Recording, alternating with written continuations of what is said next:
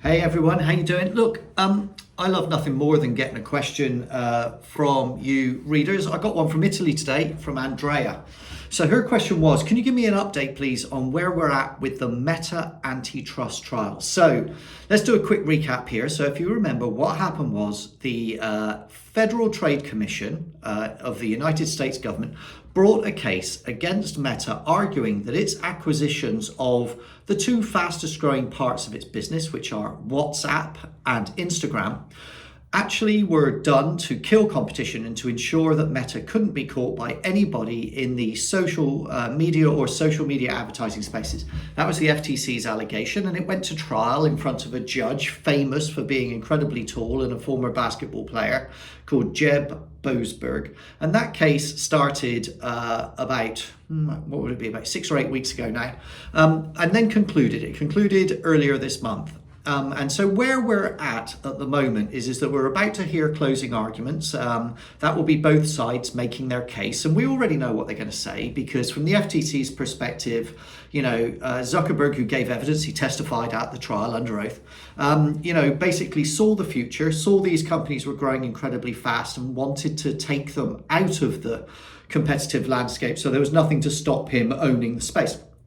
And to be honest, from a shareholder perspective and from a business perspective, he was bang on. The value of their company has grown faster than almost any other tech company in terms of volume. I mean, Meta's an absolute rocket ship last year, fastest growing stock by a mile. However, he may have broken competitive rules to achieve that by killing off competition or acquiring competition so they couldn't fight with him. And there was a little bit of bitter arguing as well from Kevin Systrom, who was the former Insta founder, basically saying, look, I could have done this myself if he hadn't bought us, it was fine. I just sold it because the deal was there. I mean, lots of people made lots of money here, $20 billion. There was $1 billion went to Instagram, but 19 went to WhatsApp.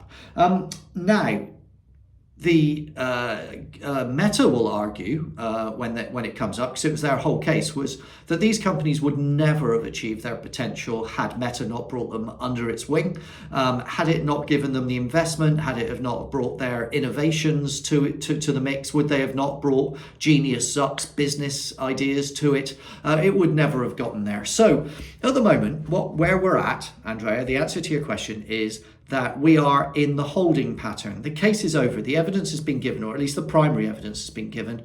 We're now going to see a next closing argument, and then the judge is going to come back with a decision. Right, so this is the really important stuff, right? Because at the end of the day, this case, everybody's going to say whatever they want to say in the evidence, but it's going to be what the judge decides that makes a difference. Now, let's say that the judge rules that this is not competitive, or anti-competitive. If it's not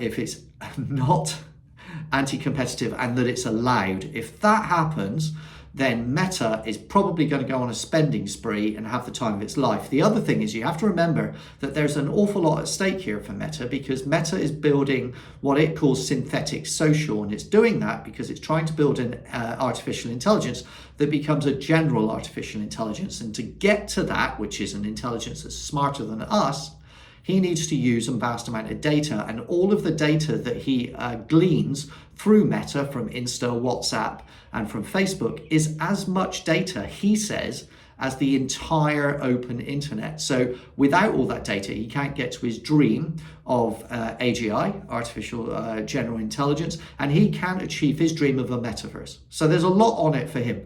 Let's say the judge does say it's anti-competitive and rules against Meta.